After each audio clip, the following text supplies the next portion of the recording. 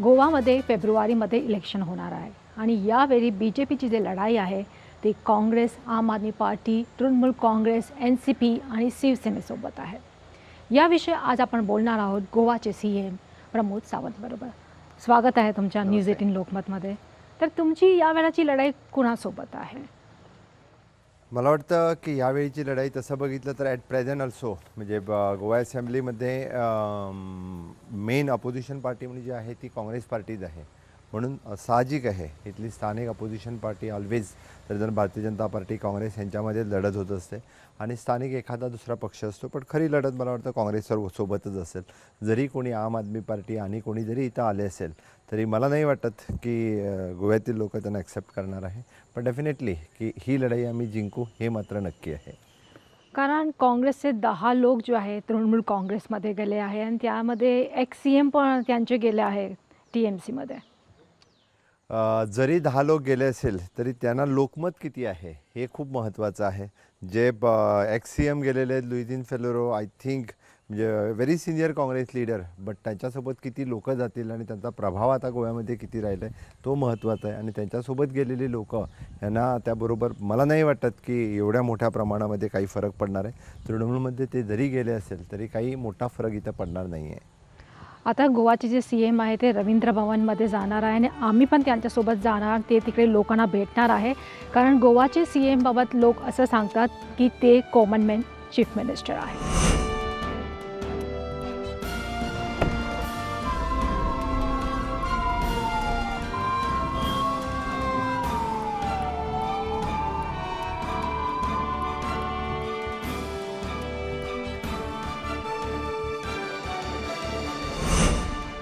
तर एक बातमी अशी पण येत आहे की कोविडमुळे गोवाचे इलेक्शन डिले होणार काय, असं काही आहे की वेळावरच होणार? इलेक्शन कमिशन ठरवणार आहे. त्यामुळे डिले होणार की ते वेळेवरती होणार हे माहीत नाही. पण मला वाटतं which is the due in the February 2020. त्यामुळं ते वेळेवरतीच होऊ शकेल कारण मागच्या इन प्राईम कोविड पिरियडमध्ये पण ते वेळेवरतीच झालेलं आहे. त्यामुळे इथं पण मला वाटतं ते फेब्रुवारीमध्येच होईल असं मला वाटतं एकंदर. तुमची आणि BJPची तयारी कशी आहे? ऑफकोर्स भारतीय जनता पार्टीची तयारी एकदम जोरात सुरू आहे की ज्या पद्धतीने मी स्वतः लीड घेऊन आमच्या पार्टीचे संघटन ज्या पद्धतीने काम करतं आहे डेफिनेटली मला खात्री आहे की ते खूप चांगल्या पद्धतीने आम्ही इलेक्शन इथं जिंकू. कारण ज्या पद्धतीने government at your door step सरकार आपल्या दारी हा कार्यक्रम मी चालू केलेला आहे तेव्हापासून खूप चांगला प्रतिसाद लोकांचा रोज मिळतो आहे. रोज सकाळी मी माझ्या सगळ्या म्हणजे माझ्याकडे भेटायला येणारे लोकांना मी इथे अटेंड करतो. सगळ्यांना इथे अटेंड केल्यापासून जो माझा दिवस सुरू होतो आहे तो रुटीन वेगवेगळ्या. आज सरकार आपल्या दारी हा कार्यक्रमाचा पेडण्यामध्ये extreme at the last constituency in Goa which is at the Pedne border of the Maharashtra तिथं जाणार आहे. आज दिवसभर तसा म्हणजे ॲट 3-4 वाजेपर्यंत मी तिथंच असणार आहे. त्याच्यानंतर बाकीचं सरकारी कामकाज अशा पद्धतीने दिवस असतो आहे. एव्हरी वीक सरकार आपल्या दारी 2 मतदारसंघामध्ये मी कव्हर करतो आहे. त्याशिवाय बाकीचे सरकारचे राहिलेले कार्यक्रम कंटिन्युअसली आहेत. पार्टी संघटन एकदम मजबूत आहे. त्यामुळे मला खात्री आहे की 2022मध्ये आपण फुल फ्लेज परत एकदा निवडून येऊ याची मला नक्की खात्री आहे. आज बरेचसे लोक तुम्हाला भेटायला आलेले आहेत. हे लोक रोजच येतात त्यामुळे रोज माझ्या भेटणं असतं. ह्याच्यापेक्षा जास्त लोक ही रविवारची असतात आहे.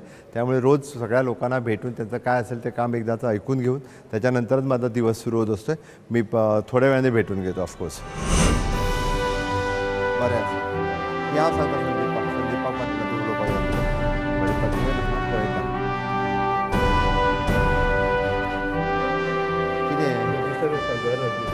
ऑक्टोबर उपरांत परमनंट आनंदाक मेळटा आनंद फॉर्म बीन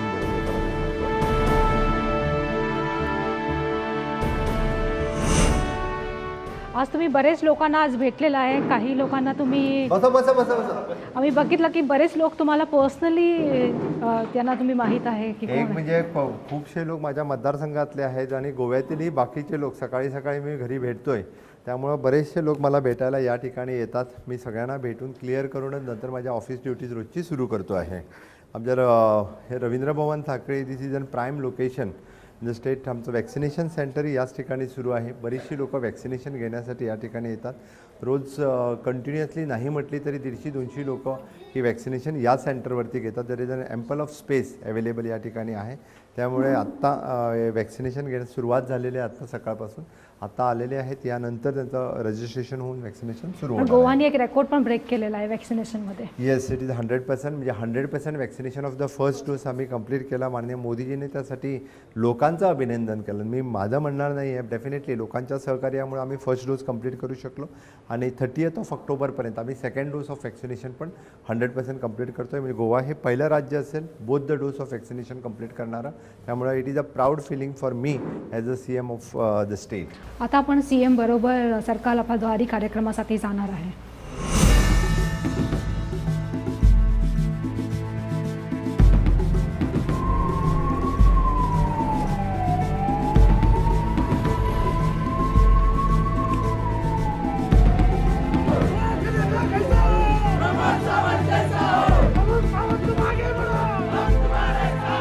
मुख्यमंत्री सर्वांचं या ठिकाणी जोरदार स्वागत करत आहेत.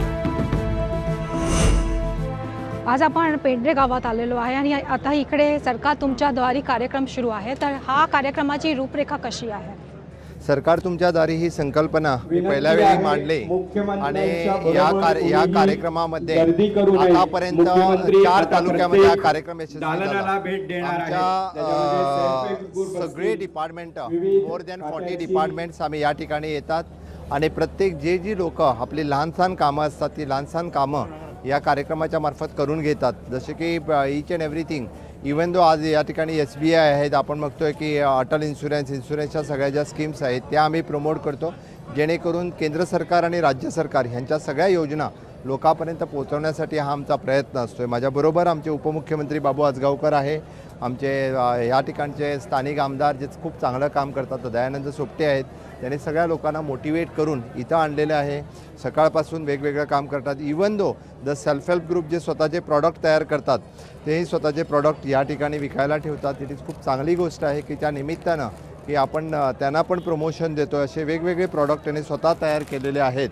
मला वाटतं की ते पण आमच्या RDAच्या मार्फत हा एक अत्यंत स्तुत्य उपक्रम, जेणेकरून एका बाजूने आपण प्रशासन त्यांना देतो आहे, दुसऱ्या बाजूने सेल्फ हेल्प ग्रुपना मोटिवेशन देतो आहे. Even though the health services जे डायरेक्टर ऑफ हेल्थ सर्व्हिसेसचे वेगवेगळे डॉक्टर्स ते पण या ठिकाणी उपलब्ध आहेत, जेणेकरून लोकांची आरोग्य तपासणी ती पण या ठिकाणी केली जाईल.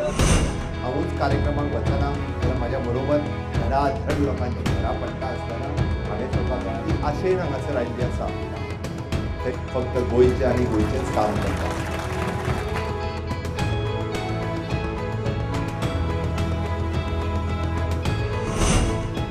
आम्ही बघितलो की तुम्ही जे कोविडमध्ये ज्यांच्या लोकांचं निधन झालं होतं त्याच्या परिवाराला पण तुम्ही मदत केली. केंद्र सरकारने पण सांगितलं की 50,000ची मदत करायची. गोवा हे पहिलं राज्य आहे की ज्या ठिकाणी आम्ही ह्या योजनेच्या अंतर्गत की त्यांना 2 लाख रुपये ही रिलीफ ही त्यांना दिलेली आहे. आणि ह्या रिलीफच्या मार्फत केंद्र सरकारने जे 50,000 रुपये ॲडिशनल जे अनाऊन्स केले तेही 50,000 रुपये आम्ही त्या सगळ्यापर्यंत पोहोचवणार आहोत.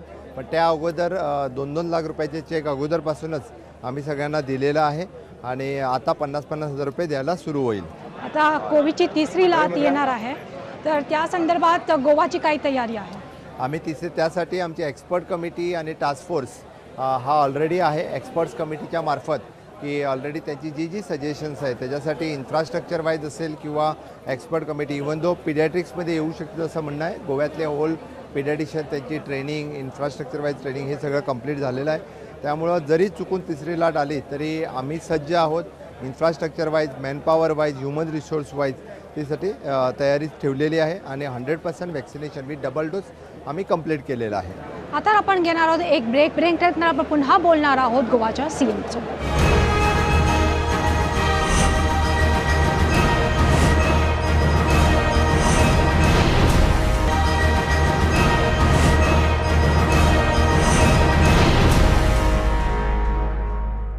ब्रेकनंतर तुमच्या सगळ्यांच्या पुन्हा स्वागत.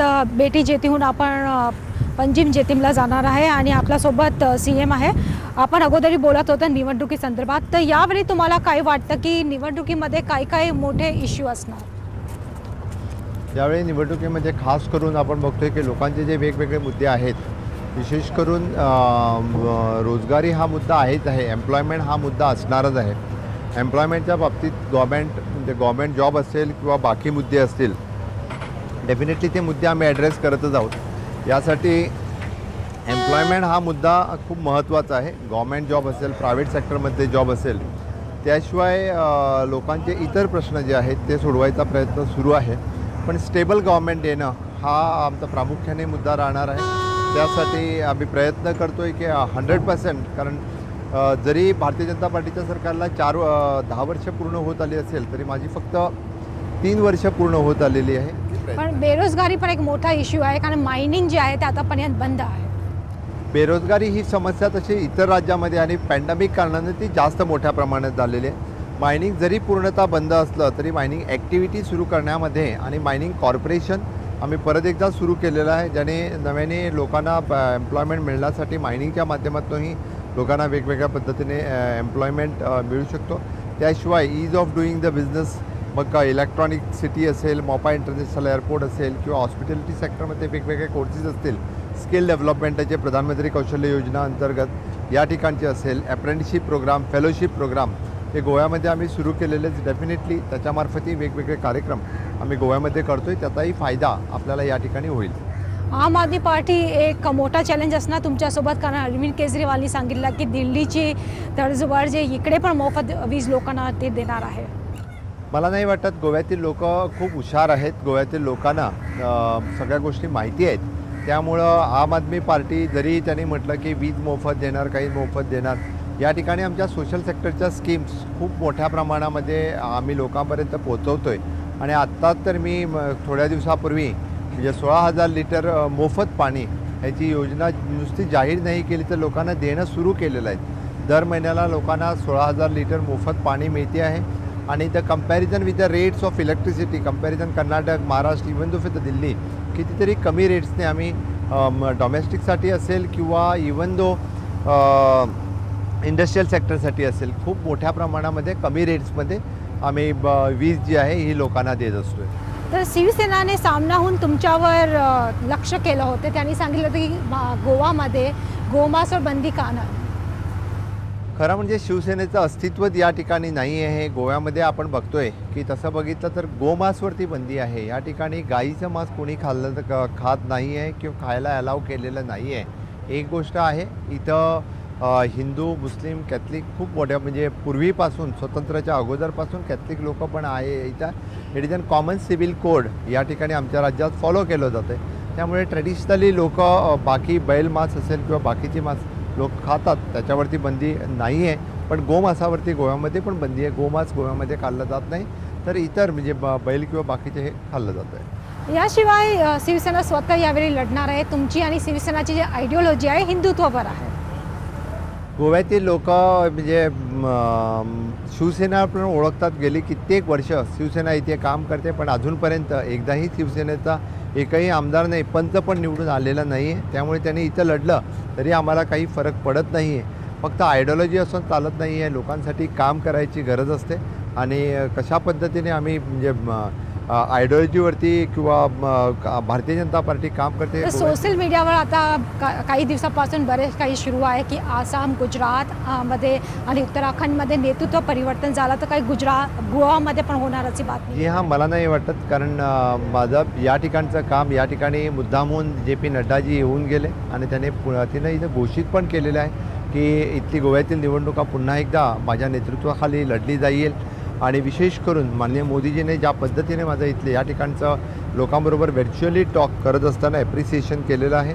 त्याने निश्चितच की परत एकदा गोव्याचे नेतृत्व करण्याची संधी पार्टीने मला दिलेली आहे. त्यामुळं माझ्या नेतृत्वाच्या खाली पुढच्या निवडणुका होईल आणि परत एकदा भारतीय जनता पार्टी या ठिकाणी सत्तेत येईल याची मला निश्चितच खात्री आहे. मला वाटतं की पूर्ण बहुमत येणार की हंग असेंब्ली येणार. बिलकुल नाही. 100% ज्या पद्धतीने मी प्रवास करतो आहे, ज्या पद्धतीने मी लोकांना भेटतो आहे, की सगळ्या लोकांना मला 100% खात्री आहे की 100% परत एकदा भारतीय जनता पार्टीचं पूर्ण बहुमत, म्हणजे आम्ही 22मध्ये 22+ म्हणतो आहे आणि 40ची असेंब्लीमध्ये, पण त्याच्यापेक्षाही जास्त सीट घेऊन इथं भारतीय जनता पार्टी फुल फ्लेज मेजॉरिटीमध्ये निवडून येईल याची मला खात्री आहे. काही लोक जे आहे ते बाहेरून आलेलं आहे BJPमध्ये, काही रिजनल पार्टीचे आहे, काही काँग्रेसचे लोक आले होते. त्यामध्ये BJPचे काही लोक नाराज आहे अशी पण बातमी येत आहे. डेफिनेटली सगळ्या पक्षामध्ये ह्या पद्धतीचा प्रकार असतोय. बट तिकीटच्या वेळी विनिबिलिटी हा क्रायटेरिया शेवटी केंद्रातील आमचे नेते मंडळी निर्णय घेईल. त्यामुळे डेफिनेटली मला माहिती आहे की ज्या पद्धतीने जो निर्णय घेईल केंद्रातले लोक त्यासाठी आपल्याला तो म्हणजे येथील आमदार बाकी सगळ्या लोकांना तो मान्य असेल की निश्चितच त्यासाठी परत एकदा निवडून येण्यासाठी म्हणजे मला नाही वाटत काही प्रॉब्लेम असेल म्हणून आम्ही निश्चितच परत एकदा भारतीय जनता पार्टी फुल फ्लेज मेजॉरिटीमध्ये या ठिकाणी निवडून येऊ. इकडे कसिनो पण आहे. काही पार्टीने हा मुद्दा बनवलेला आहे की कसिनोवर बंदी कधी टाकणार तुम्ही?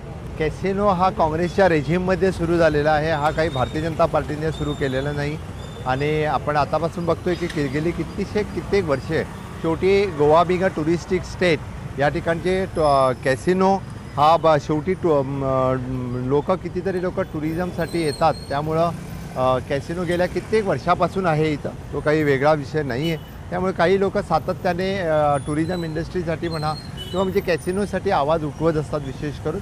पण मला नाही वाटत की कॅसिनो हा इलेक्शनमध्ये मुद्दा राहील याचं मला बिलकुल वाटत नाही आहे.